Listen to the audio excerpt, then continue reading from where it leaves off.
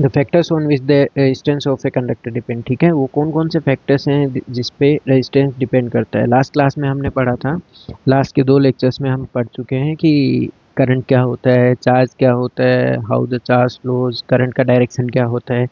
ठीक है, after that we studied how current, what is the potential difference. ठीक है, पोटेंशियल और पोटेंशियल डिफरेंस क्या होता है। उसके बाद में how the current and potential difference are related, that is the Ohm's law. From the Ohm's law one variable comes out, like one new variable comes out, that is the resistance R, R equals to V upon I। फिर हमने देखा graphical representation of the V and I।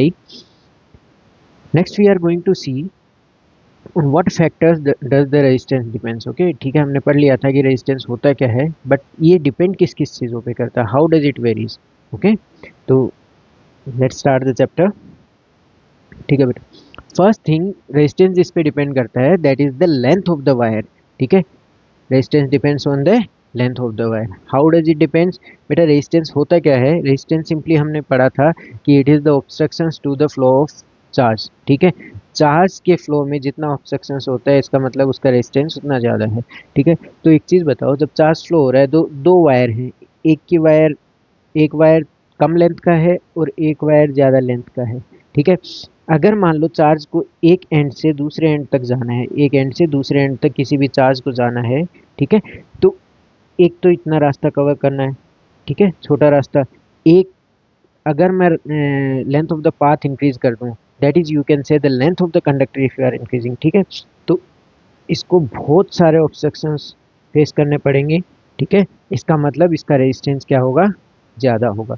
तो आप simply कह सकते हो resistance of the wire is directly proportional to the length of the conductor. अगर length बढ़ती है, if length is increased, length हम बढ़ा देते हैं, इसका मतलब जो भी अपना चार्ज कैरियर है, चार्ज है, ठीक है, और यू कैन से current, flow of the charge you can से करंट। ठीक है, उसको ज़्यादा ऑब्स्ट्रक्शंस फेस करने पड़ेंगे मूव करने के लिए। ठीक है, अगर लेंथ कंडक्टर की ज़्यादा होती है तो।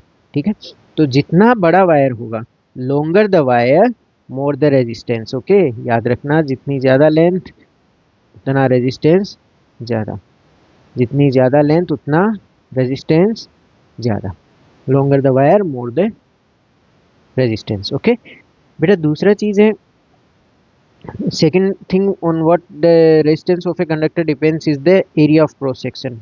what it is, area of cross section। ठीक है, एरिया ऑफ क्रॉस सेक्शन से क्या मतलब है बच्चे, दो वायर हैं आपके पास, जिसमें से एक वायर का क्रॉस सेक्शन एरिया कम है और दूसरे वायर का क्रॉस सेक्शन एरिया ज़्यादा है, कीपिंग द लेंथ कांस्टेंट। ठीक है, इसका मतलब क्या हुआ कि अगर कुछ इलेक्ट्रॉन्स को इधर से फ्लो करना है, they have to enter from this side. ठीक है, लेफ्ट से राइट फ्लो कर रहे हैं इलेक्ट्रॉन्स।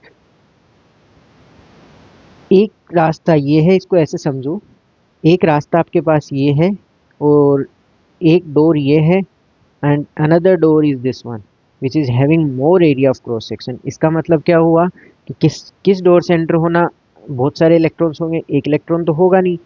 ठीक है, नंबर ऑफ इलेक्ट्रॉन्स होंगे, तो किस डोर से एंटर होना आसान है, ऑब्वियसली सेकंड वाले डोर से एंटर होना आसान है, क्योंकि एरिया ज़्यादा है, डोर का एरिया ज़्यादा है। तो this is known as the area of cross section. ठीक है, area of the cross section. ठीक है, तो याद रखना, जहाँ पर एरिया ज़्यादा होगा वहाँ प्रॉब्लम कम आएगी एंटर होने में, जहाँ एरिया ज़्यादा है वहाँ इजीली एंटर हो सकते हैं। ओके, ऑब्स्ट्रक्शंस कम होंगे, ऑब्स्ट्रक्शंस कम होंगे मीन्स रेजिस्टेंस कम होगा। ठीक है, अगेन आई एम रिपीटिंग, अगर कोई भी क्रॉस सेक्शन एरिया बड़ा है, if the area of the cross section is bigger, ठीक है, तो क्या होने वाला है, there will be the easiness to flow of flow of electrons. ठीक है, इलेक्ट्रॉन्स इजीली फ्लो कर सकते हैं। ठीक है, इलेक्ट्रॉन्स और the charge carriers can easily enter. ठीक है, तो उससे क्या होगा, रेजिस्टेंस कम होगा। ठीक है, तो इन्वर्सली प्रोपोर्शनल का रिलेशन आता है। ठीक है, इन्वर्सली प्रोपोर्शनल टू एरिया, जितना ज़्यादा एरिया उतना रेजिस्टेंस कम। रेजिस्टेंस क्या है, किसी भी like obstruction in the flow of charge, कितनी प्रॉब्लम हमें हो रही है, लाइक चार्ज पार्टिकल्स को हो रही है while travelling with in the conductor. ठीक है, उसी को हम क्या बोलते हैं, रेजिस्टेंस। ठीक है, तो याद रखना, thicker the wire. More means if the wire is thick, okay, if the wire is thick, thicker the wire, it means the cross section area is larger. If the cross section area is larger, अगर बड़ा cross section area है तो electrons और the current will easily current flow होगा, इसका मतलब resistance उसका कम है, ठीक है। तो अगर एरिया ज़्यादा होगा तो रेजिस्टेंस क्या होगा, कम। तो कैसा रिलेशन आया, इनवर्सली प्रोपोर्शनल। तो ये अपना इक्वेशन नंबर 1 है, ये इक्वेशन नंबर 2।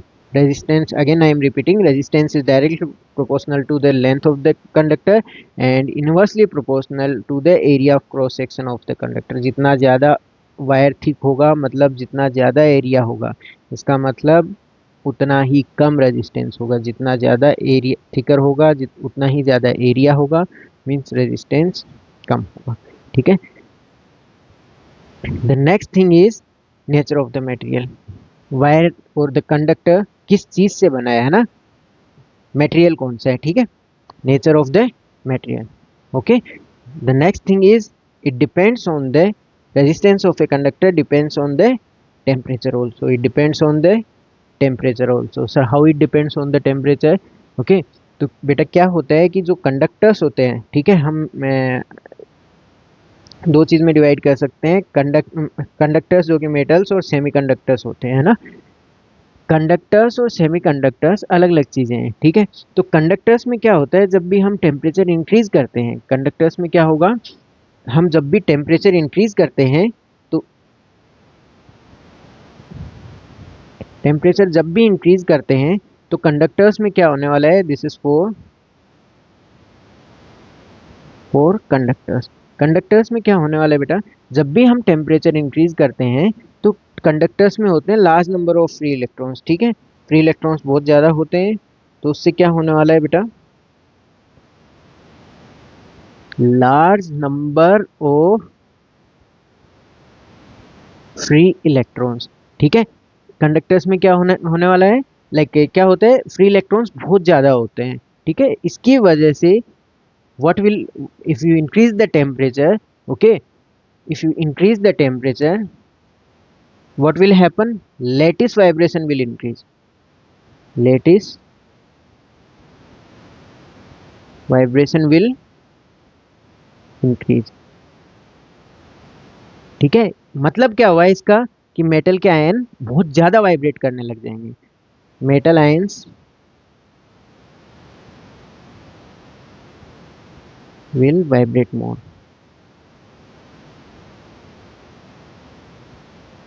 बेटा अगर आयंस बहुत ज़्यादा वाइब्रेट करने लग जाएंगे तो उससे क्या होगा, इन वाइब्रेशंस की वजह से, इन वाइब्रेशंस की वजह से इलेक्ट्रॉन्स फ्लो में प्रॉब्लम होगी और उससे फाइनली होगा क्या, रेजिस्टेंस बढ़ जाएगा, प्रॉब्लम्स ज़्यादा हो जाएंगी, ठीक है। तो रेजिस्टेंस विल इंक्रीज, ठीक है। Conductors, again I am repeating, conductors में क्या होता है बेटा, बहुत सारे फ्री इलेक्ट्रॉन्स होते हैं, ठीक है। अगर कोई भी अपने पास वायर है, ठीक है, अगर कोई भी एक क्रॉस सेक्शन कोई भी एक वायर है, ठीक है, जो कि कंडक्टर है, it is made of the metals, है ना। कंडक्टर्स क्या होते हैं, जो इजीली इलेक्ट्रिसिटी फ्लो होने देते हैं, है ना। तो कंडक्टर्स में क्या होता है, फ्री इलेक्ट्रॉन्स बहुत ज़्यादा अमाउंट में होते हैं, large number of free electrons. उसकी वजह से क्या होता है बेटा, जब भी हम टेम्परेचर इंक्रीज करेंगे, when we increase the temperature, तो लेटिस वाइब्रेशन बढ़ जाता है। Lattice vibration means the electrons in the conductor will be vibrating, like the ions in the conductor will be vibrating more and they will show more random motions, okay। उससे क्या होने वाला है, vibration मोर होंगे, ज़्यादा होंगे तो इलेक्ट्रॉन्स को फ्लो होने में प्रॉब्लम होगी, ठीक है। एक आप बताइए, एक ऐसा रास्ता जिसमें लोग इधर उधर भाग रहे हैं, भागे जा रहे हैं और आपको इधर से उधर ट्रेवल करना है, तो प्रॉब्लम कम होगी या ज़्यादा होगी, इसलिए प्रॉब्लम ज़्यादा होगी, प्रॉब्लम आपकी बढ़ जाएगी। प्रॉब्लम ज़्यादा होगी, इसका मतलब वो प्रॉब्लम रेजिस्टेंस ही तो है, obstruction in the flow of electrons, ठीक है। इलेक्ट्रॉन्स के फ्लो में जो भी ऑब्स्ट्रक्शंस होते हैं उसी को तो क्या बोलते हैं हम, रेजिस्टेंस, ठीक है। तो ये चीज़ याद रखना। मेटल्स में क्या होता है, resistance increases with increase in temperature. But बेटा सेमीकंडक्टर्स में अगर हम बात करें अगर हम बात करें सेमीकंडक्टर्स की, तो सेमीकंडक्टर्स में क्या होता है बेटा, बहुत कम चार्ज कैरियर्स होते हैं, ठीक है। अगर हम लो टेम्परेचर पे बात करें, एट लो टेम्परेचर, ठीक है, एट लो टेम्परेचर क्या होता है सेमीकंडक्टर्स में, very few charge carriers, okay.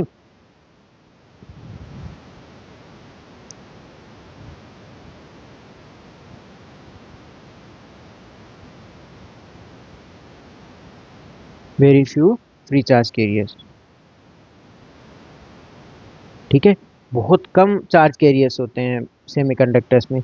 तो उसकी वजह से होने वाला क्या है, when we increase the temperature, when you increase the temperature, okay, when you increase the temperature, the number of charge carriers increases। और वो कैसे इंक्रीज होते हैं, जो भी इलेक्ट्रॉन्स अपने वैलेंस बैंड में होते हैं, इलेक्ट्रॉन्स फ्रॉम,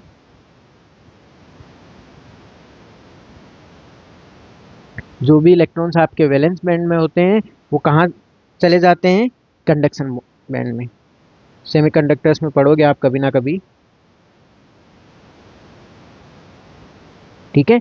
और जब भी ऐसा होता है, ठीक है, इलेक्ट्रॉन्स वैलेंस बैंड से कंडक्शन बैंड में, if the electron jumps from the valence band to the conduction band, जब भी ऐसा होता है, ठीक है, तो बेटा करंट इजीली फ्लो करेगा और यू कैन से रेजिस्टेंस डिक्रीज हो जाएगा।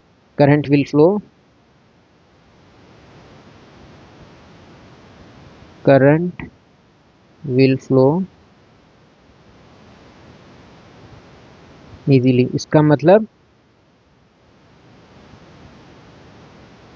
रेजिस्टेंस डिक्रीज हो चुका है बेटा, ठीक है। तो ये चीज़ याद रखना, मैं फिर रिपीट कर रहा हूँ। कंडक्टर्स में तो क्या होता है, जब भी हम टेम्परेचर इंक्रीज करते हैं तो कंडक्टर्स के पास ऑलरेडी बहुत सारे चार्ज कैरियर्स होते हैं ना, large number of free electrons already होते हैं उसके पास। तो जब भी क्या होता है, जब भी हम करंट इंक्रीज करते हैं तो होने वाला क्या है बच्चे, लेटिस वाइब्रेशन बढ़ जाते हैं, okay, there will be increase in the lattice vibration. और उसकी वजह से जब वाइब्रेशन बढ़ जाएंगे तो electrons will feel like difficult to travel from one end to another end of the conductor, उनको ट्रेवल करने में बहुत प्रॉब्लम होगी, इसका मतलब रेजिस्टेंस बढ़ गया। बट सेमीकंडक्टर्स में उल्टा होता है, सेमीकंडक्टर्स में क्या होता है, लोअर टेम्परेचर पे बहुत कम चार्ज कैरियर्स होते हैं, ठीक है, बहुत कम चार्ज कैरियर्स होते हैं लोअर टेम्परेचर पे। तो जब भी हम टेम्परेचर इंक्रीज करते हैं, when we increase the temperature, तो जब भी हम टेम्परेचर इंक्रीज करते हैं तो होने वाला क्या है, इलेक्ट्रॉन जो भी वैलेंस बैंड में इलेक्ट्रॉन्स है ना, वो जंप कर जाते हैं कंडक्शन बैंड में। इलेक्ट्रॉन्स जो भी वैलेंस बैंड में है वो कंडक्शन बैंड में जंप कर जाते हैं और like the amount of the charge carriers will be increased.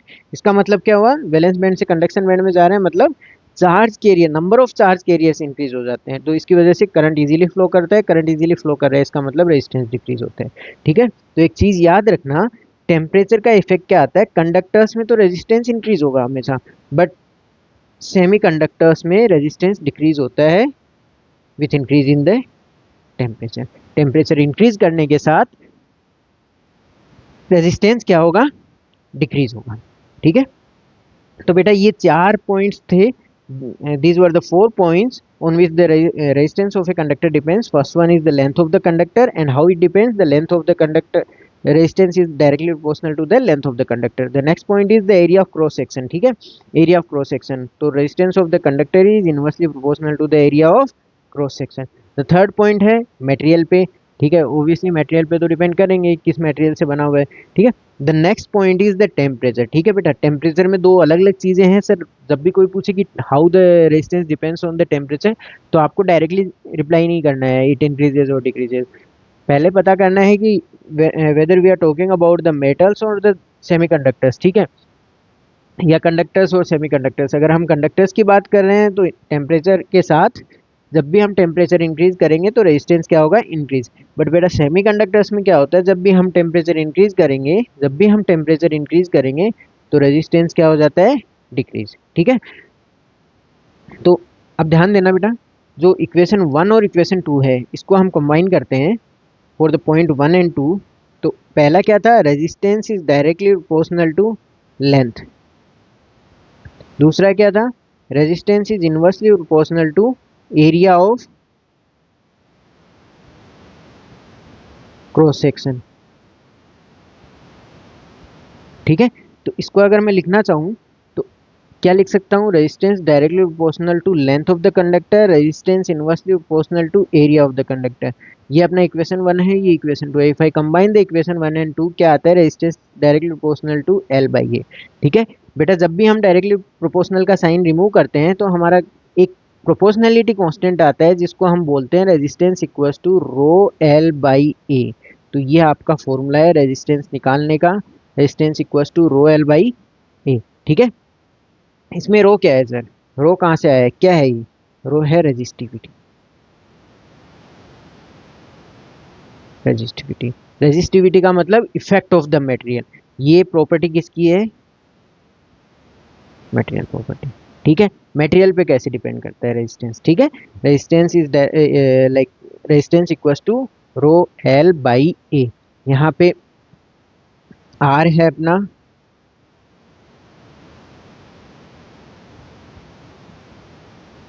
Resistance, rho है रेजिस्टिविटी, ओके, एंड एल है लेंथ ऑफ द कंडक्टर,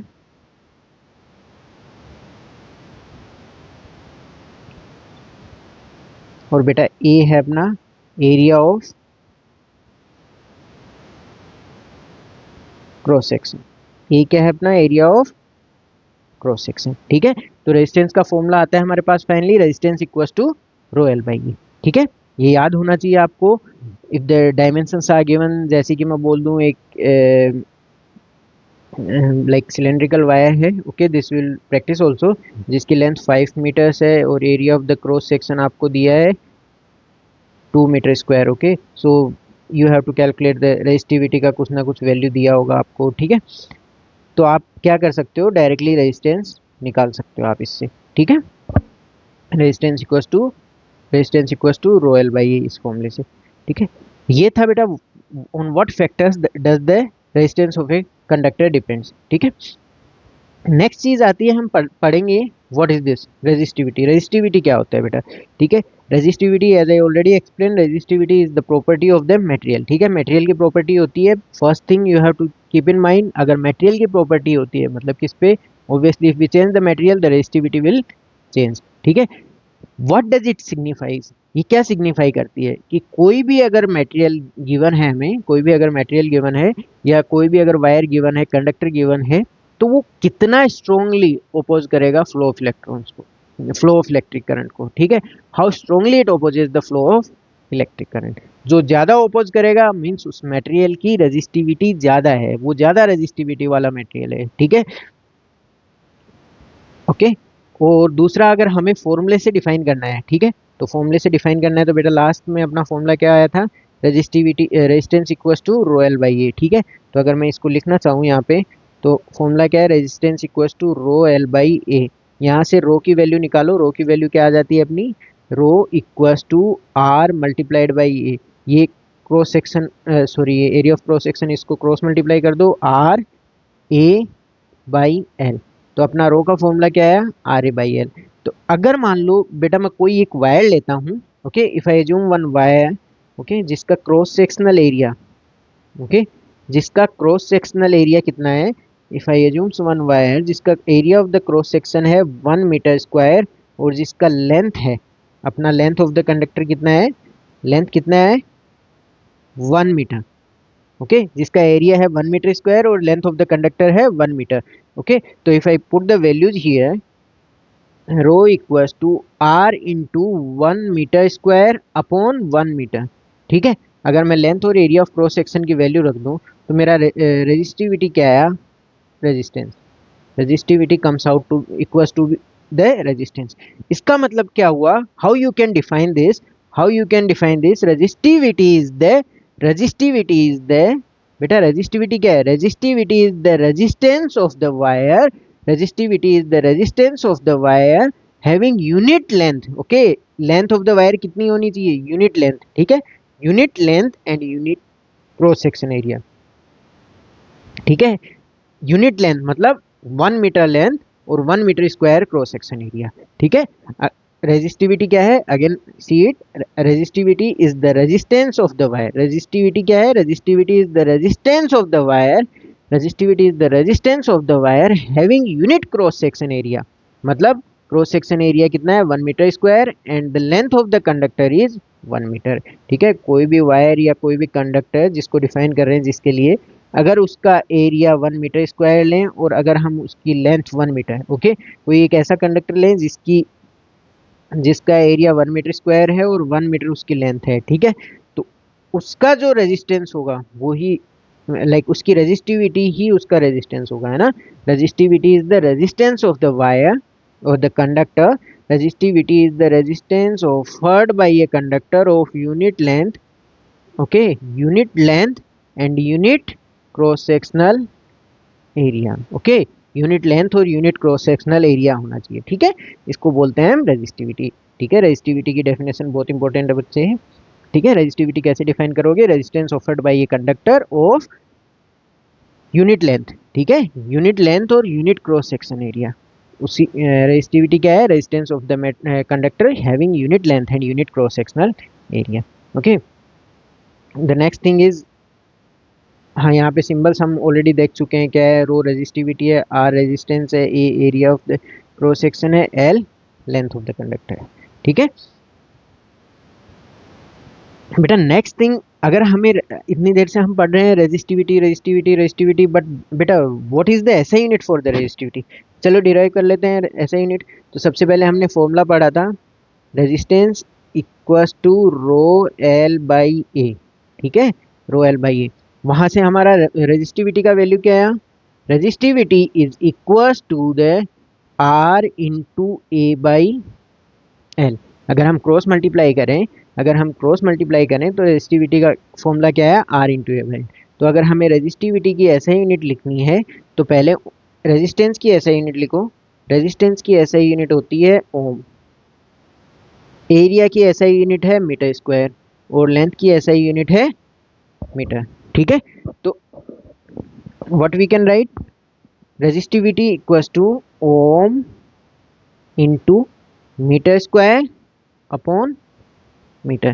बेटा एक मीटर स्क्वायर से मीटर कैंसिल, ठीक है, तो आपका क्या बच गया, resistivity equals to ohm metre, और अगर सिंबल में लिखना है आपको ओम मीटर, ये आ गई आपकी रेजिस्टिविटी की SI unit. Okay, so this is the SI unit of resistivity.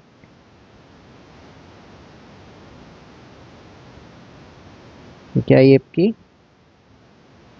Resistivity का एसआई यूनिट, ठीक है, रेजिस्टिविटी की एसआई यूनिट। सर रेजिस्टिविटी की एसआई यूनिट तो पढ़ ली हमने, बट किन किन चीज़ों पे डिपेंड करती है रेजिस्टिविटी बेसिकली, बेटा since this is the property of the material, ठीक है, रेजिस्टिविटी क्या होती है, अपनी मटेरियल प्रॉपर्टी है, रेजिस्टिविटी क्या है, मटेरियल प्रॉपर्टी है।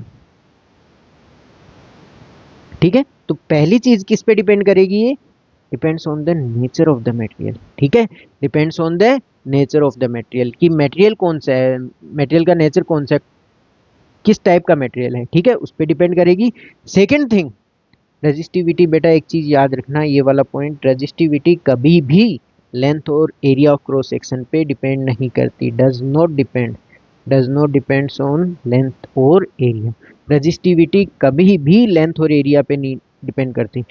सर इसका क्या मतलब हुआ, इसका मतलब ये हुआ बेटा, अगर आपके पास दो वायर्स हैं, दो कंडक्टिंग वायर्स हैं, ठीक है, जो कि one wire is the 1 metre which is of the copper, okay, एक और वायर है of the same material copper, ठीक है, इसकी लेंथ है 5 मीटर्स, ओके, अगर मैं मान लूँ इसका रेजिस्टिविटी रो 1 है, इसका रो 2 है, तो क्या रो 1 इक्वल्स टू रो 2 होगा, rho 1 will be greater than rho 2 और rho 2 will be greater than rho 1, क्या होगा sir, since resistivity, rho is the resistivity, और रेजिस्टिविटी आपने बोला है sir only depends on the material, ठीक है, it is the material property, okay, तो मटेरियल प्रॉपर्टी है तो जाओ मटेरियल को चेक करो किस मटेरियल से बने हैं, अगर मटेरियल सेम है, दोनों सेम मटेरियल से हैं, ओके, दोनों सेम मटेरियल से हैं, इसका मतलब रो 1 will be equals to rho 2, ठीक है, मटेरियल तो सेम है। रेजिस्टिविटी किस पे डिपेंड करती है, सिर्फ और सिर्फ मटेरियल पे और टेम्परेचर पे, it changes with temperature also, okay, it changes with temperature. Sir why does it changes with temperature? बेटा टेम्परेचर जब भी हम इंक्रीज करते हैं और डिक्रीज करते हैं तो मटेरियल सेम नहीं रहता, मटेरियल प्रॉपर्टी हमेशा चेंज होती है, याद रखना है ना। जितनी भी मटेरियल प्रॉपर्टीज होंगी टेम्परेचर के साथ चेंज होंगी, क्योंकि मटेरियल खुद अपनी स्टेट में नहीं रहता। जो मटेरियल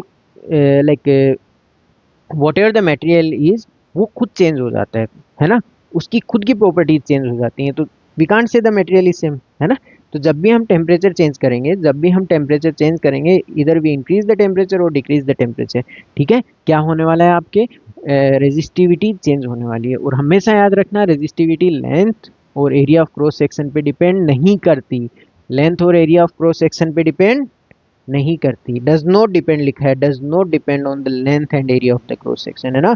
मैंने एग्जांपल भी दिया, कोई दो वायर हैं, ठीक है, जिनकी लेंथ अलग अलग है। या दूसरा एग्जांपल ले सकते हो, जिन दो वायर्स हैं of the same length but the area of cross section अलग अलग है।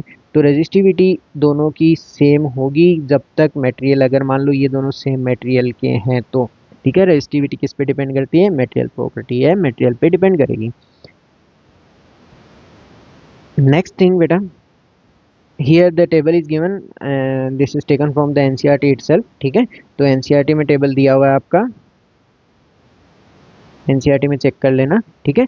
ये रेजिस्टिविटी है कुछ मटेरियल्स की, जैसे सिल्वर की रेजिस्टिविटी ये है, कॉपर की ये है, एल्यूमिनियम की ये है ना।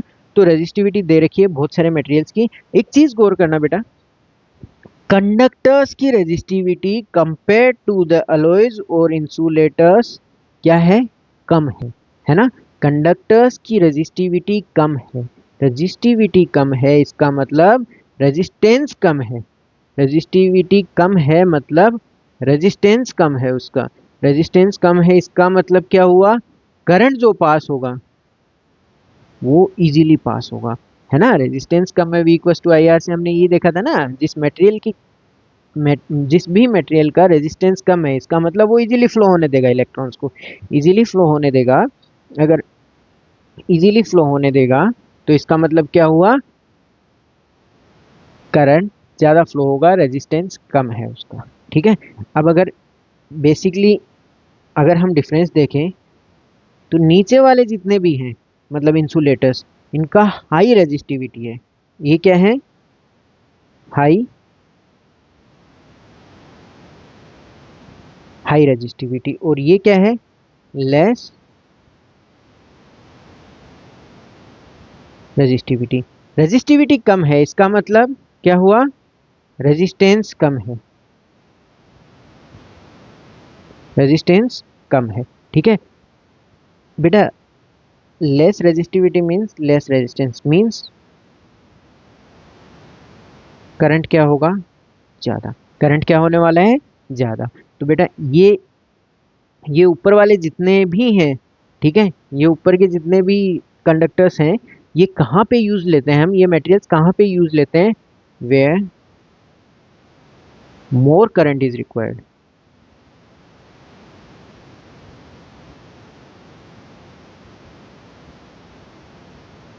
ठीक है। इनके एप्लीकेशंस क्या होंगे? सारे वो एप्लीकेशंस जहाँ पे करंट की वैल्यू हमें ज़्यादा रिक्वायर्ड है, ठीक है। करंट की वैल्यू हमें ज़्यादा रिक्वायर्ड है मीन्स रेजिस्टेंस क्या रिक्वायर्ड है? कम।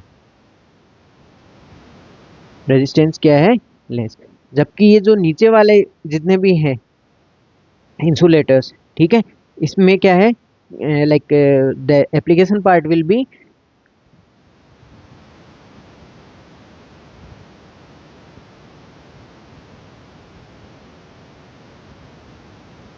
Less current is required. Current required क्या है? हो लेस हो, ठीक है। लेस करंट इज रिक्वायर्ड इसका मतलब रेजिस्टेंस क्या है? टू हाई, बहुत ज़्यादा रेजिस्टेंस है, ठीक है। नेक्स्ट हम आगे एप्लीकेशंस भी देखेंगे इनके, don't worry about that. Next thing आती है बेटा, अगर आपके पास एक क्वेश्चन कर लेते हैं, छोटा सा एक प्रॉब्लम कर लेते हैं, like will the current flow more easily through the thick wire और थिन वायर। आपके पास दो वायर्स दिए हुए हैं, ठीक है। एक तो बच्चे थिक वायर है, थिक वायर मतलब जिसका क्रॉस सेक्शन एरिया ज़्यादा है,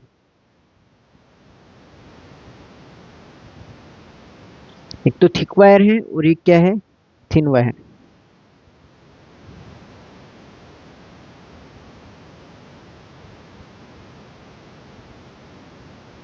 ठीक है, आपके पास दो वायर्स दिए हुए हैं ऑफ द सेम लेंथ, इसकी भी लेंथ एल है और इसकी भी लेंथ एल है। तो आपको पूछा गया है will the current flow more easily through a thick wire और ए थिन वायर, दोनों में से किस ओर, मटेरियल भी सेम है, मटेरियल सेम मीन्स रो भी आपका सेम है। ओके, सेम सोर्स से कनेक्ट करें जब हम, ठीक है। तो बेटा एक चीज बताओ मुझे, जब हमने ऑलरेडी पढ़ा है एरिया ऑफ क्रॉस सेक्शन पे कैसे डिपेंड करता है, रेजिस्टेंस अपना होता है रो एल बाई ए, तो resistance inversely proportional to area होता है, रेजिस्टिविटी और लेंथ तो सेम है दोनों की, तो resistance inversely proportional to area मतलब more area means less resistance. इसका मतलब रेजिस्टेंस अगर कम है तो करंट विल बी मोर, ठीक है। और एक हमें जो एग्जांपल हमने लिया था, एक छोटा सा रास्ता है और एक बड़ा, लाइक छोटा सा डोर है, ओके, और एक बड़ा डोर है, किसमें इजीली होगा एंटर करना, तो ऑब्वियसली बड़े डोर में, ठीक है। तो जिसका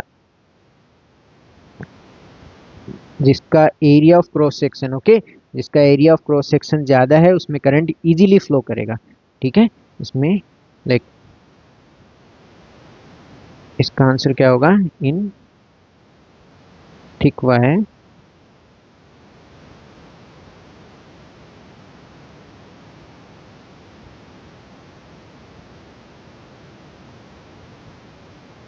करंट विल फ्लो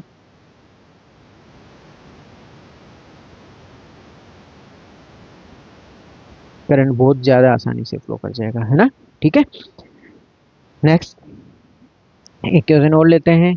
आपको क्या क्या दिया है, resistance of the metal wire of length, पहले वीडियो पॉज करके क्वेश्चन पढ़ो, देन ट्राई इट, अगर नहीं होता है देन सी द सॉल्यूशन, ठीक है। तो आपको क्या दिया है बेटा, resistance of a metal wire of length 1 metre is 26 ohm. तो कैसे सोल्व करोगे, सबसे पहले आपको लिखना है गिवन, ठीक है, गिवन क्या क्या है। तो लेंथ ऑफ द वायर कितना दिया है, 1 metre. The next thing given is resistance, resistance कितना दिया हुआ है 26 ओम, ठीक है, at 20 degree Celsius. If the diameter of wire is, diameter कितना दिया हुआ है बेटा आपको, डाया आपको दिया हुआ है 0.3 mm, okay, 0.3 mm, is the mm SI unit of the length, no sir, so convert it to the SI unit. What will you do, 0.3 multiplied by 10 to the power minus 3 meter, okay। The next thing comes, diameter इतना है, तो बेटा चलो उसको छोड़ो, अभी what will be the resistivity, resistivity निकालनी है आपको, है ना। तो रेजिस्टिविटी का फॉर्मूला क्या होता है, रेजिस्टेंस आपका होता है रो एल बाई ए, रेजिस्टेंस क्या होता है रो एल बाई ए। आपको आर दिया है, यस सर, लेंथ दिया है, yes sir, area of cross section दिया है, नो सर, तो इसको निकालना पड़ेगा। तो सबसे पहले एरिया निकालने के लिए आपको क्या चाहिए होगा, area of the cross section क्या होगा, कैसा वायर है, वायर है तो ऑब्वियसली हमें बाय डिफॉल्ट अगर वायर होते हैं बेटा तो आपको कैसी शेप माननी है, सिलेंड्रिकल शेप, ठीक है, सिलेंड्रिकल शेप। तो ऐसा सा कुछ वायर है, लेंथ है 1 मीटर, और इसका जो डाया है, ये डाया जो दिया हुआ है आपको वो 0.3 mm दिया है, ठीक है। तो इसको एरिया निकालने के लिए आपको, एरिया क्या होता है अपना पाई आर स्क्वायर, ठीक है। तो उसके लिए पाई आप रख दो 22/7 इंटू रेडियस, रेडियस कितना होगा 0.3 इंटू 10⁻³ डिवाइडेड बाई 2 और इसका स्क्वायर, ये आपका आया मीटर स्क्वायर। एरिया की यूनिट क्या होती है ऐसा यूनिट, मीटर स्क्वायर, ओके। अब मुझे निकालना क्या है रेजिस्टेंस, तो इसमें वैल्यू पुट कर दो, रेजिस्टेंस इक्वल्स टू, सॉरी मुझे निकालनी है resistivity rho L by A, तो रेजिस्टिविटी हो जाएगा R A by L, okay. R is given 26 into area कितना होगा 22/7 into 0.3 into 10⁻³ upon 2 square by L, length of the conductor कितना दिया है? लेंथ ऑफ द कंडक्टर आपको दिया है 1 मीटर। ठीक है, इसको थोड़ा सा सोल्व करोगे तो रेजिस्टिविटी आपका क्या आ रहा है, इसमें कुछ कैंसिल हो रहा है, ये हो जाएगा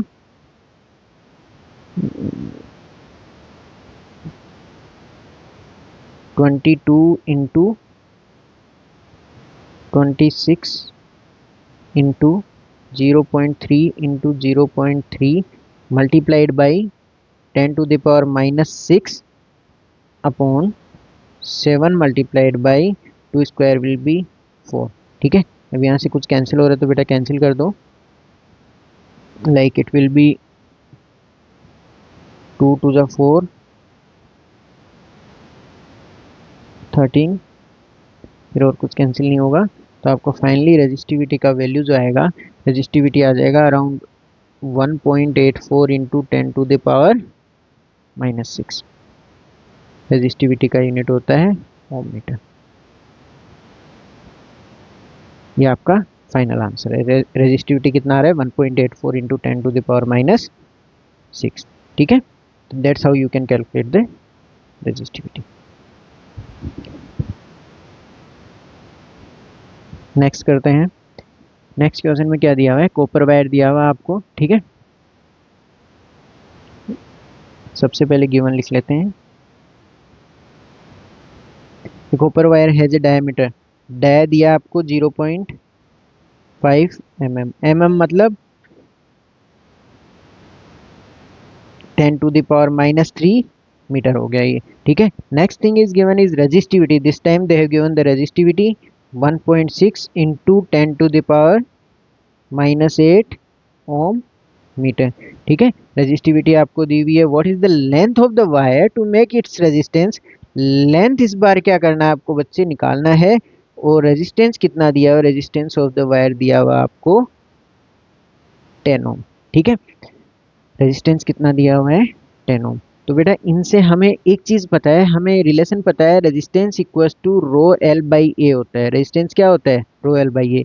यहाँ से लेंथ की वैल्यू क्या आई, लेंथ हमें निकालनी है, R multiplied by A upon rho, R A by rho. Sir ये कैसे आया, ए को बेटा इधर क्रॉस मल्टीप्लाई करो और रो को इधर लेकर आ जाओ, are A by L.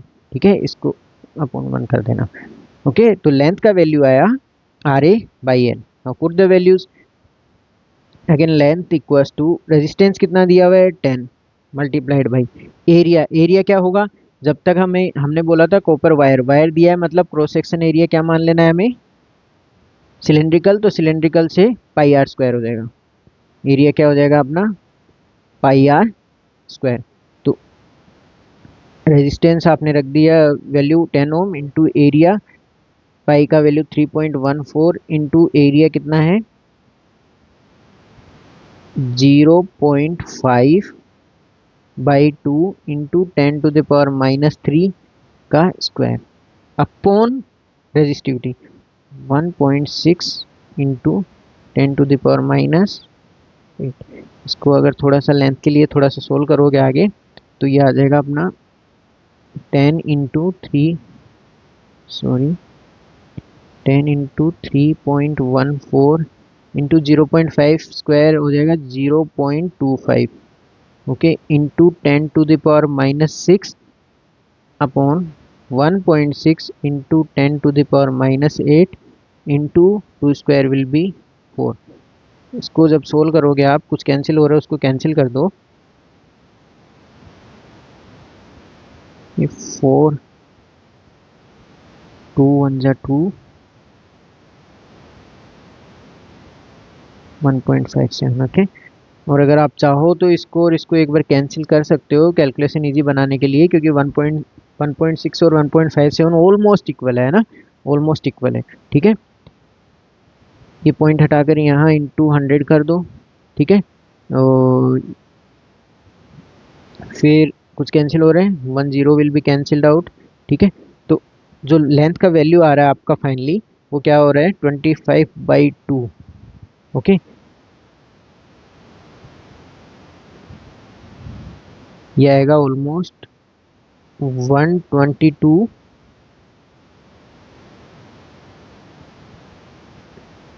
122.7 metre. ठीक है, ये भी कैंसिल हो जाएगा आपका 10⁻⁻8 और 10⁻⁻6, यहाँ बचेगा 10⁻²। ठीक है, तो ये ऑलमोस्ट आएगा अपना 122.7। ठीक है, लेंथ ऑफ द वायर आप कैलकुलेशन कर लेना एक बार ट्राई। ओके, नेक्स्ट पार्ट इसका क्या है बेटा, how much does the resistance changes if the diameter changes if the diameter of the like wire is doubled. ठीक है, तो पहले रेजिस्टेंस जो था उससे कितना चेंज होता है अगर हम डायमीटर डबल कर दें तो बेटा पहले इसको सोल्व करो। सबसे पहले तो रेजिस्टेंस इक्वल्स टू अपना रो एल बाई ए होता है, रो एल बाई ए। इसमें रिलेशन क्या है, resistance is inversely proportional to area. Resistance is inversely proportional to area. Area क्या होता है, अगर मैं इसको एक्सटेंड करना चाहूँ, resistance is inversely proportional to pi R square. Resistance is inversely proportional to pi R square. ठीक है बेटा, अगर रेडियस डबल कर डायमीटर डबल कर दोगे तो ऑब्वियसली रेडियस भी डबल हो जाएगा।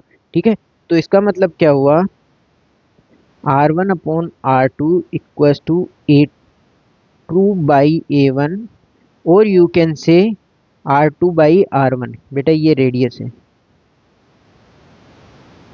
ठीक है, तो आप क्या लिख सकते हो, R1 कितना है अपना 10 और R2 आपको निकालना है equals to this small R2 radius. Second time में रेडियस क्या कर रहे हैं, डबल कर रहे हैं, तो रेडियस डबल कर रहे हैं, ये R2² होगा। रेडियस डबल मीन्स अगर पहले रेडियस स्मॉल r थी तो फिर क्या हो जाएगी 2r और इसका स्क्वायर। ओके, तो जब आप इसको सोल्व करोगे, थोड़ा सा यहाँ जगह कम है, विच इम्प्लाइज, तो R2 आपका क्या आ जाएगा, R2 विल कम्स आउट, ये कैंसिल हो जाएगा, 2² 4, तो 10/4। तो रेडियस जब डबल कर दोगे तो रेजिस्टेंस हो जाएगा आपका न्यू रेजिस्टेंस 2.5 ओम। 2.5 ओम एक बार कैलकुलेट करके देखना। ओके, एक बार कैलकुलेट करके देखना, यही आएगा, न्यू रेजिस्टेंस विल बी 2.5 ओम। ठीक है,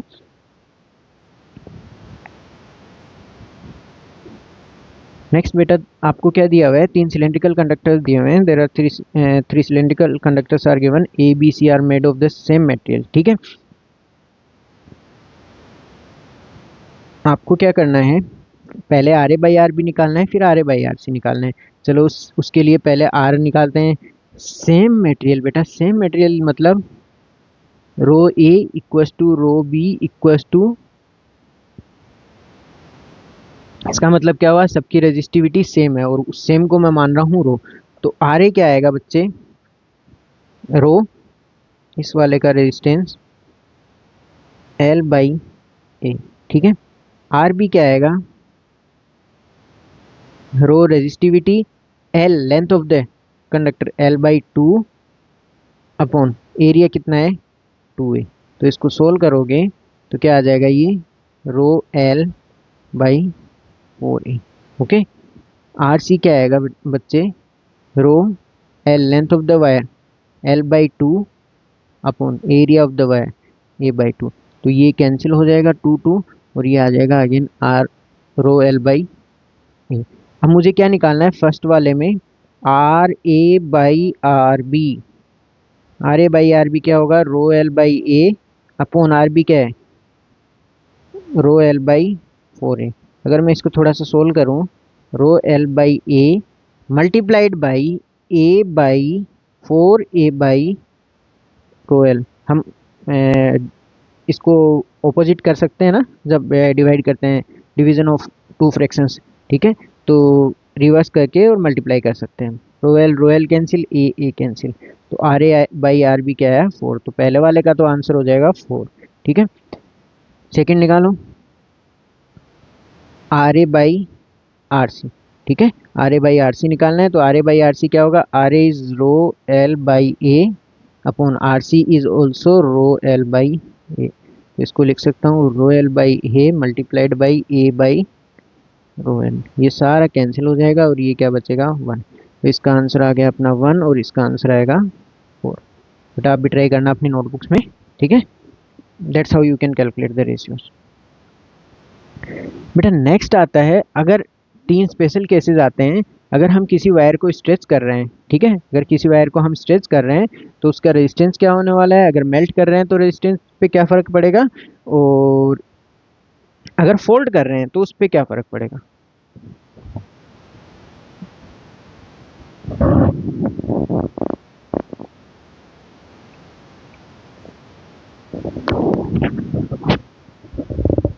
तो चलो देखते हैं सबसे पहला केस, स्ट्रेचिंग ए वायर।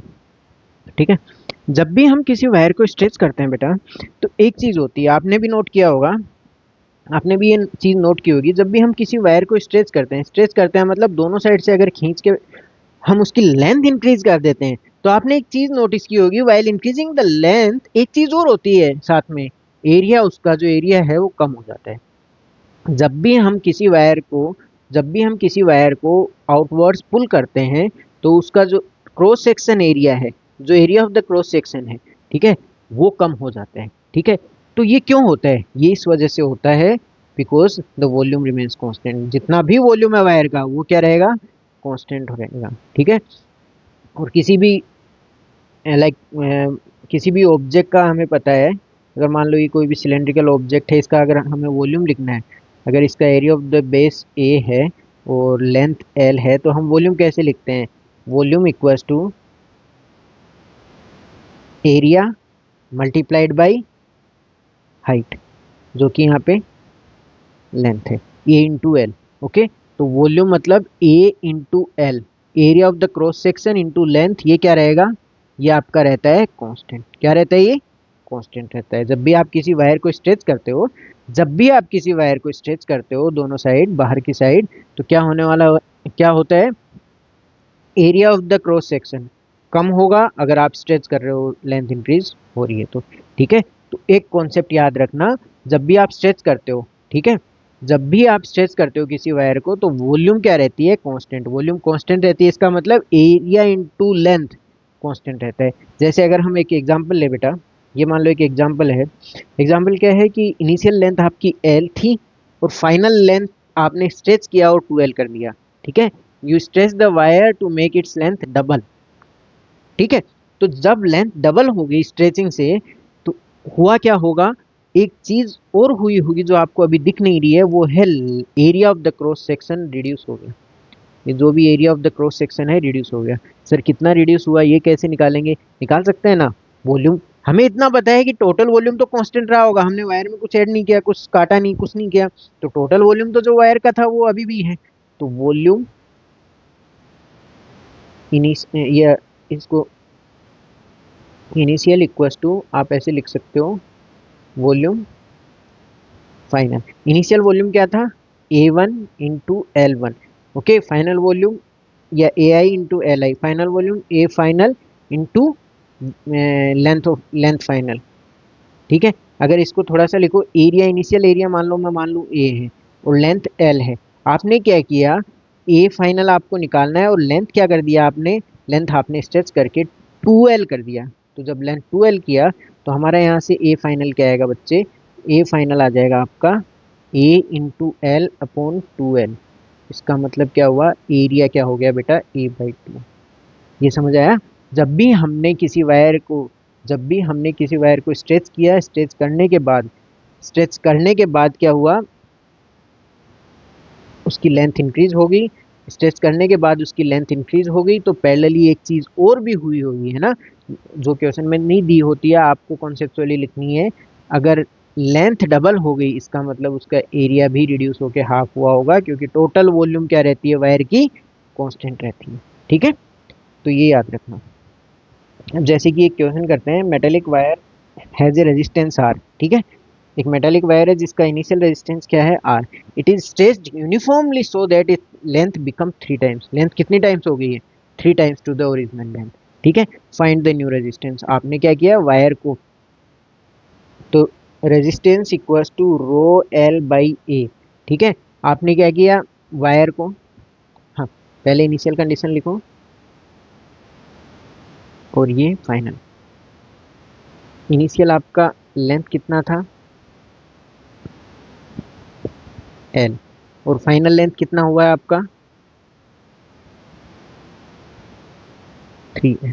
ठीक है, इनिशियल रेजिस्टेंस R था, आपको क्या निकालना है, फाइनल R फाइनल निकालना है। ठीक है, तो बेटा कभी भी ये मत कर देना resistance row L by A होता है तो हम क्या करेंगे, अगर लेंथ रेजिस्टेंस तो सर लेंथ के डायरेक्टली प्रोपोर्शनल है, तो लेंथ अगर हमने क्या किया, लेंथ अब हमने 3 टाइम्स कर दिया 3L, तो रेजिस्टेंस भी हमारा 3R हो जाएगा। क्यों, क्योंकि सर डायरेक्टली प्रोपोर्शनल है। बेटा ये गलत है, ये पूरा गलत है। क्यों, why it's wrong, because when you are stretching the wire, just अभी हमने पढ़ा है जब भी आप किसी वायर को स्ट्रेच कर रहे हो, जब भी आप किसी वायर को स्ट्रेच कर रहे हो, तो इसका मतलब क्या होने वाला है, इसका मतलब उसका area of the cross section कम होने वाला है। क्यों, क्योंकि वॉल्यूम क्या रहता है आपका, कांस्टेंट। तो सबसे पहले एरिया निकालो, फाइनल एरिया क्या होगा। तो उसके लिए हमें पता है, एक चीज पता है, volume remains constant. Volume constant रहती है, इसका मतलब area A I L I equals to area final length final. ठीक है, इनिशियल एरिया कितना था, मान लो मैं मान लेता हूँ A, length initial L, final area हमें कैलकुलेट करना है बेटा। फाइनल लेंथ कितना कर दिया हमने, 3L। तो यहाँ से final area of the cross section क्या आया, ए इंटू एल अपॉन 3L। तो ये कैंसिल, फाइनल एरिया आ गया आपका ए बाई 3। ठीक है, final area of the cross section क्या हो जाएगा बच्चे, ए बाई 3। समझ आया।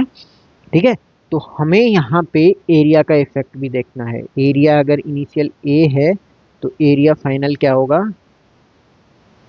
ए बाई 3। ये चीज़ याद रखना।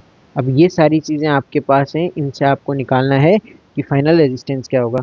तो रेजिस्टेंस अपना होता है रो एल बाई ए।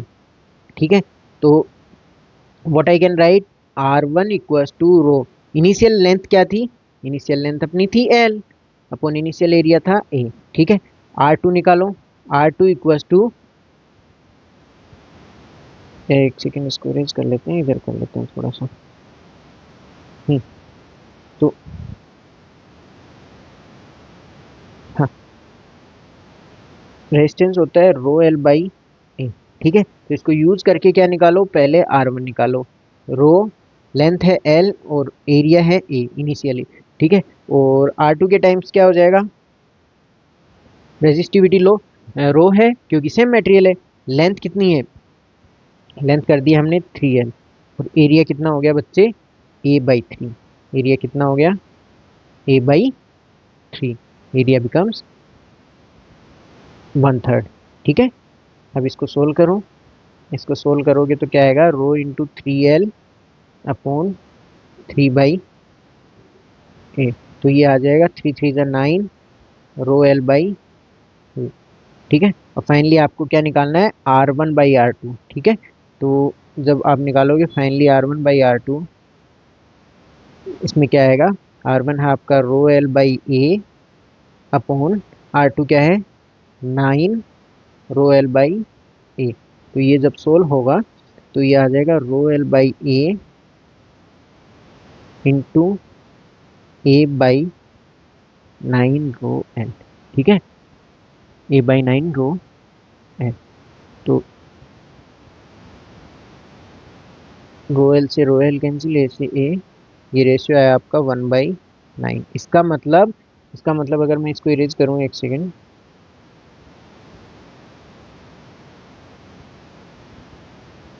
R1/R2 आपका आया 1/9। R1 आपका था R upon R2 equals to 1/9, which implies R2 equals to 9R1। यह है आपका फाइनल आंसर। ठीक है, इसका आंसर क्या होगा, R2 equals to 9 times of R1। R2 equals to 9 times of R1। Resistance क्या हो जाएगा, इनिशियल जो रेजिस्टेंस था आपका उसका 9 टाइम्स हो जाएगा। ठीक है, इनिशियल जो रेजिस्टेंस था उसका 9 टाइम्स हो जाएगा। ठीक है बेटा, नेक्स्ट थिंग आती है, नेक्स्ट कॉन्सेप्ट है अपना, जब भी हम किसी वायर को फोल्ड करके ओवरलैप करते हैं, जब भी हम किसी वायर को फोल्ड करके ओवरलैप करते हैं तो क्या होने वाला है। ठीक है, सेम कॉन्सेप्ट अप्लाई होगा, जब भी आप फोल्ड करके ओवरलैप कर रहे हो, ठीक है, जब भी आप फोल्ड करके ओवरलैप कर रहे हो तो आपने देखा होगा, अगर मान लो ये एल लेंथ का वायर है ना, तो इसको अगर मैंने यहाँ से मोड़ के अगर ओवरलैप किया है, जैसे ये कंडीशन है ना, तो इसमें क्या होगा, इस वाले पॉइंट पे देखो, इसमें क्या होगा, ये पहले तो ये यहाँ तक होगा पूरा वायर, ठीक है। ओवरलैप कर दिया आपने, ओवरलैप का मतलब परफेक्टली ओवरलैप, ठीक है। तो जब आपने ओवरलैप कर दिया मतलब उसको बीच में से फोल्ड कर दिया आपने, तो उसका लेंथ क्या हो गया, हाफ। तो एरिया क्या होगा, एरिया डबल हो जाएगा। डबल कैसे होगा, क्योंकि बेटा इधर अगर क्रॉस सेक्शन देखें, ए और ए दो मिलके area area will get double.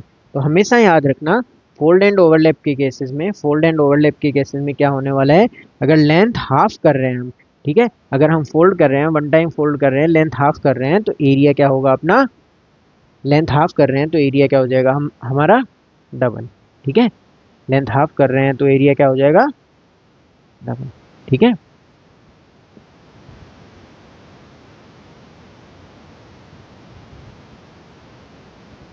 अब देखो, a uniform wire has a resistance R, the length the wire is folded 5 times, okay, कितनी बार फोल्ड किया उसको, 5 times, and all the parts are overlapped to form a single wire of shorter length, ठीक है।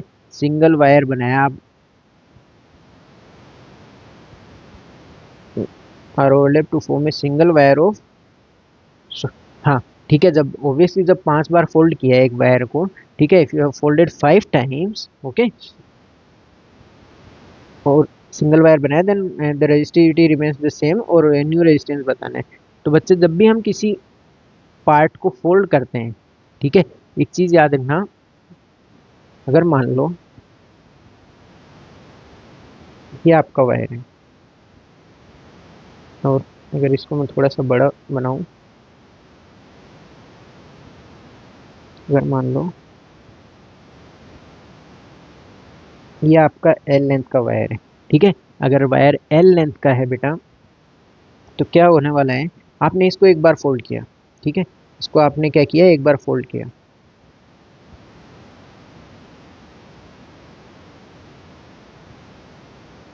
तो ऐसा होने वाला है, ठीक है। अब अगर आप जैसे ही, तो लेंथ कितना हुआ, L/2, और एरिया कितना हुआ, Y/2, ठीक है, 2 टाइम्स हो गया। अब आप फिर से फोल्ड करोगे, तो जब आप फिर से फोल्ड करने वाले हो इसको, जब आप बीच में से फिर से फोल्ड करने वाले हो, तो देखना अभी सिचुएशन कैसा बनेगा।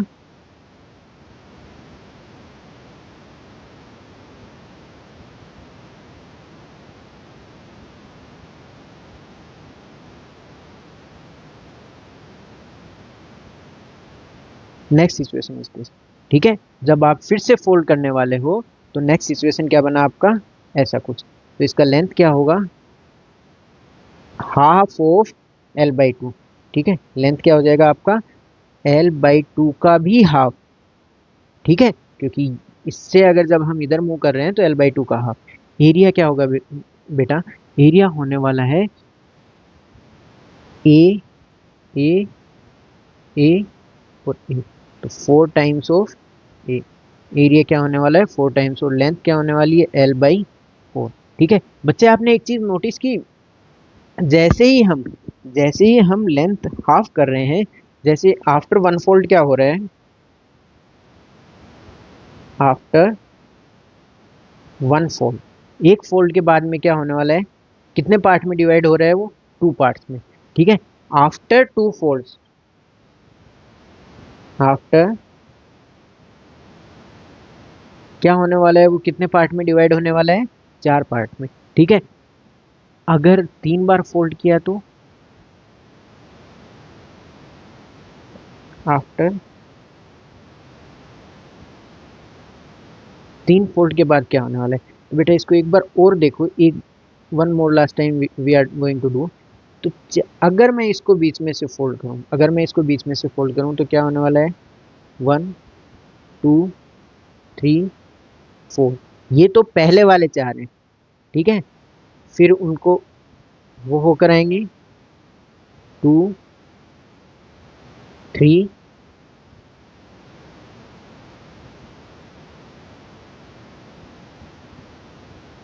ये हटाना पड़ेगा बीच में से समझने के लिए।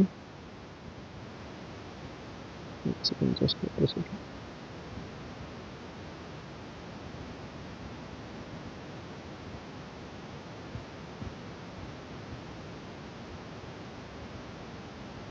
हाँ, तो जब भी आपने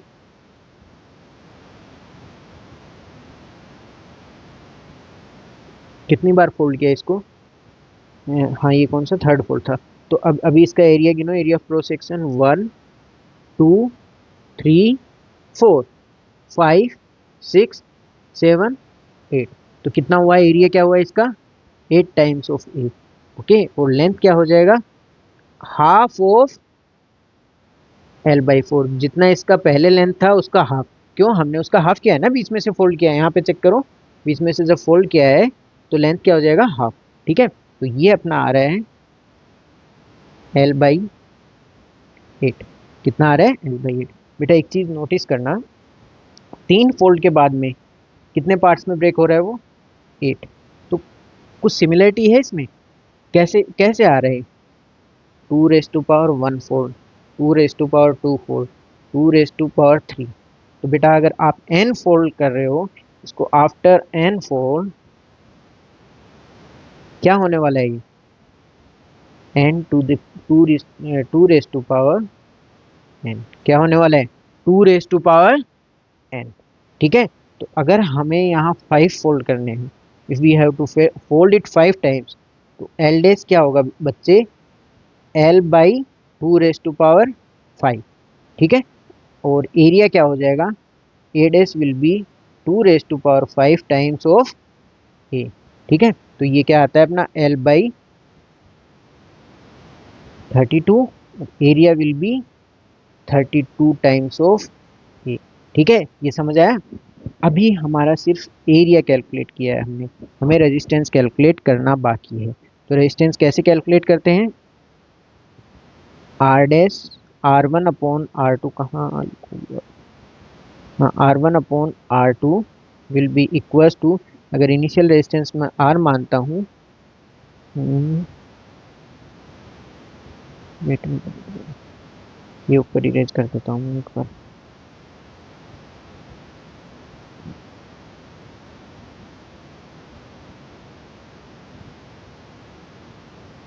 और हम पीछे वाले पेज पे सोल्व कर लेते हैं, थोड़ा सा यहाँ कर लेते हैं।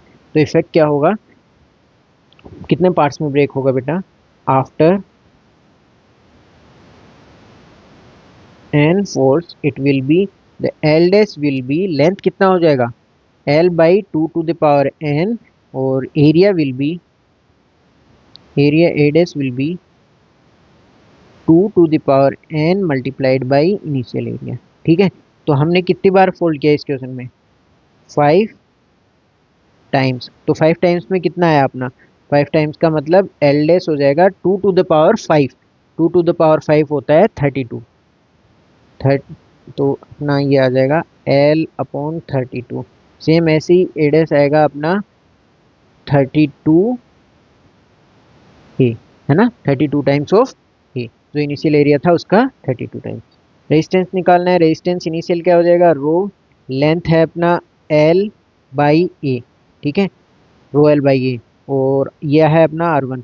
R2 निकालना है तो क्या होगा rho, length will be L/32 upon area कितना होगा 32 ए। एरिया कितना होगा 32 ए। समझ आया। तो अगर हम इसको सोल्व करें, R1/R2 करें हम, तो R1 है अपना रो L/A अपॉन R2 कितना है, इसको सोल्व करो। इसको थोड़ा सा अगर अरेंज कर लेते हैं पहले हम, एक सेकेंड, जस्ट वेट ए सेकेंड। हाँ, इसको अगर R2 को थोड़ा सा सोल्व कर लो, तो R2 अपना आ रहा है बच्चे रो L/32 मल्टीप्लाइड बाई 1/32 ए। ये सॉरी कैंसिल तो कुछ नहीं होगा, ये आ जाएगा अपना 32 मल्टीप्लाइड बाई 32, 32 स्क्वायर होता है 1024। तो R2 आ गया अपना, और इसको आप एक काम कर सकते हो, इसको R1 लिख सकते हो, रो L/A को क्या लिख सकते हो R1। तो अपना R2 आ गया R1/, 1024, ठीक है। तो जो भी आपका इनिशियल रेजिस्टेंस होगा उसका डिवाइड बाई 1024 टाइम्स हो जाएगा न्यू रेजिस्टेंस, ठीक है। इसका आंसर आ जाएगा R dash will be equal to R1/1024, ठीक है। एक बार ट्राई करना सब अपनी नोटबुक में, ठीक है। नेक्स्ट थिंग इज बेटा, अगर हम किसी वायर को मेल्ट करके वापस बना रहे हैं ना, अगर हम किसी वायर को मेल्ट करके रीड्रॉ कर रहे हैं, if we are melting the wire and redrawing, तो उसमें भी क्या होता है अपना, क्योंकि जितना वायर हमने वेल्ट किया, जितना वायर और जितना मटेरियल मटेरियल मेल्ट किया है ना, उसी से तो हम वापस बना रहे हैं। तो जितना वायर और मटेरियल मेल्ट किया है उसी से वापस बना रहे हैं, तो इसका मतलब बेटा इसमें भी क्या कॉन्सेप्ट लगेगा, वॉल्यूम स्टेज कांस्टेंट। वॉल्यूम क्या रहेगी आपकी, कांस्टेंट रहेगी। मतलब जितनी वॉल्यूम पहले थी बिफोर मेल्टिंग, उतनी वॉल्यूम क्या रहेगी after redrawing, okay. Volume before melting equals to volume after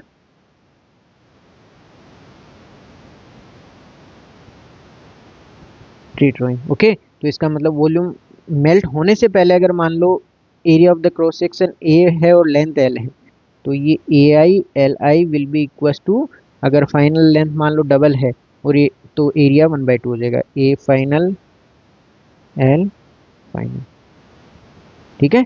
A final L final, ये वाला कॉन्सेप्ट है मेल्टिंग एंड रीड्रॉइंग। जब भी हम आपको दिया हो किसी वायर को हमने मेल्ट करके एक नया वायर बनाया है, ठीक है, तो ये कॉन्सेप्ट लगेगा अपना, ठीक है। चलो इस पे क्वेश्चन कर लेते हैं। A wire of initial length L and cross section area A is melted and redrawn into a new wire of length 4L, ठीक है। नया मेल्ट करके एक नया वायर बना दिया हमने जिसकी लेंथ 4L है, ठीक है। तो क्या होने वाला है, सबसे पहले इनिशियल कंडीशन लिखो। इनिशियल कंडीशन में क्या है, wire of initial length L I आपका है एल, ठीक है। Area of the cross section A I आपका है A, okay. And redrawn into a new wire of length, तो एल फाइनल आपका कितना कर दिया है बेटा 4L, ठीक है। फाइनल लेंथ कितना हो गया है 4L, ठीक है। The material of the wire remain same, मतलब रेजिस्टिविटी रो अगर इनिशियली है तो रेजिस्टिविटी फाइनल भी क्या होगी रो, क्योंकि सेम वायर का बनाया है ना, सेम मटेरियल का। अगर मटेरियल सेम है तो रेजिस्टिविटी सेम रहती है। एंड इट्स ओरिजिनल रेजिस्टेंस वो जा रहा है, अगर ओरिजिनल रेजिस्टेंस क्या है उसकी, अगर ओरिजिनल रेजिस्टेंस आर है तो final resistance R dash you have to find it out what it will be, ठीक है। तो तुम्हें दो चीजें फाइंड करनी है, एक तो final area of cross section क्या होने वाला है और resistance of the redrawn wire, ठीक है। तो हमें ये पता है मेल्टिंग में क्या होता है बच्चे, मेल्टिंग एंड रीड्रॉइंग में क्या होने वाला है, इसमें रहता है अपना वॉल्यूम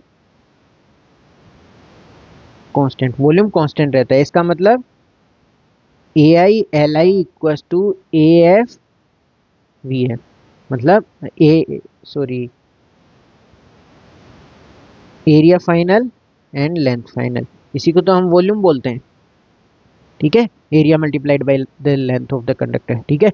इनिशियल एरिया कितना है ए, लेंथ कितना है एन, एरिया फाइनल कितना है A final, you have to calculate. Length final कितना है 4 टाइम्स ऑफ एन, ठीक है। इसको जब सोल्व करोगे तो ए फाइनल आ जाएगा अपना, एल से एल कैंसिल हो गया, ए फाइनल आ गया A/4, एरिया क्या हो गया 1/4 टाइम्स, ठीक है। तो आपको नेक्स्ट क्या निकालना है बेटा, फाइनल एरिया तो आ गया, cross sectional area will B A/4।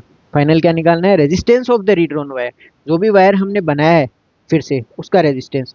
तो पहले इनिशियल रेजिस्टेंस निकालो, इनिशियल रेजिस्टेंस आर दिया है तो final resistance R dash will be equal to rho final L final upon area final, final resistivity rho into length final 4L upon area final A/4।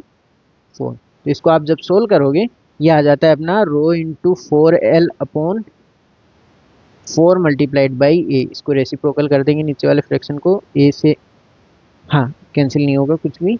तो आप एक काम करो, इसको इसको हम क्या लिख सकते हैं, तो आर डैश आया अपना 4 4 जा 16 रो एल बाई ए, तो इसका मतलब ये बेटा ये क्या है अपना, ये इनिशियल रेजिस्टेंस है। Initial resistance R equals to rho L by A, तो इसको यहाँ पुट कर दो, ठीक है, रो एल बाई ए को आर, तो आर डैश आपका आ गया 16 टाइम्स ऑफ आर, ठीक है। जो भी अगर इनिशियल आर था तो R dash will be, new resistance आप यहाँ पे लिख सकते हो, new resistance R dash will be 16 times of initial resistance, ठीक है। तो ठीक बच्चे ये था effect of the melting and redrawing, किसी भी वायर को मेल्ट करके अगर हम वापस बनाते हैं तो, ठीक है। This was all about today's class, जिसमें हमने देखा on what factors does the resistance of a conductor depends, length, area of cross section, material and temperature. उसके बाद में हमने एक फॉर्मूला पढ़ा rho L by A, rho resistance का formula, resistance equals to rho L by A, ठीक है। फिर उसके बाद में हमने इफेक्ट्स देखे, लाइक उन किसी भी वायर को हम फोल्ड करते हैं तो उसका रेजिस्टेंस क्या होने वाला है, ठीक है। अगर किसी भी वायर को हम मेल्ट करके वापस बनाते हैं तो क्या होने वाला है, अगर उसका एरिया और लेंथ डायमीटर कुछ चेंज करते हैं तो रेजिस्टेंस पे क्या इफेक्ट आने वाला है। सो bye bye, take care. This was all about today's class. Thank you so much for watching. Stay tuned.